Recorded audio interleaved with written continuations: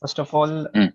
what about the women daees, those who are in YouTube, especially for the women? For them, is it Mm. allowed for them to have lectures in YouTube? Well, I've addressed this earlier in my talk, and I said this defies the hijab.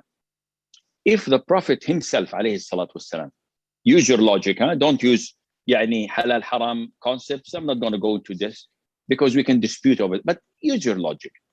If Allah Azza wa Jal says in the Quran, women who wear anklets, you know, anklets in their feet that makes a sound, must not beat the ground with their foot so that the sound would not come out, and men would listen to it.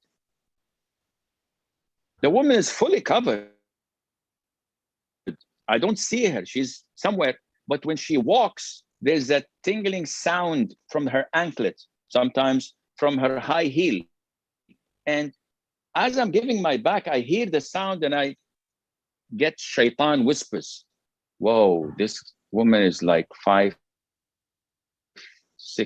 and she weighs like 55 kilos, and she's maybe 29 years of age, maybe. And shaitan makes things because of this sound, not seeing anything. If Islam tells us that a woman coming out of her home wearing perfumes, Coco Chanel 5, and men, non-mahram, whoa, what is the smell? Find the scent, find the fragrance. The Prophet says, this woman is a fornicator. Woo! Why is that? Because men are tempted. So if this is all to protect women, when the Prophet says, the worst raw in the masjid of men is the last, and the worst raw of women in the masjid is the first. Why? Because they're close to each other. Well, the best row of men is the first, and the best row of women is the last, because they're far away from.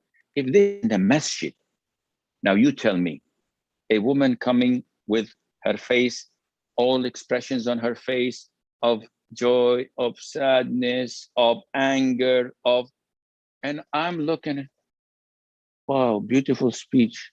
What is this? This defies the hijab. Why are you covering your hair? Might as well take it off.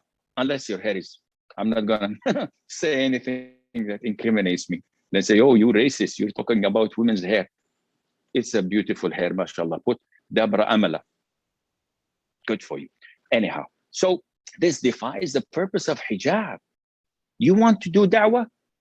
Hire an auditorium, sit with 500 women, give them da'wah, lecture them, give them a conference, give them a workshop, be my guest. But once you come on the videos and men look at you, you're sinful for that. Allah knows best.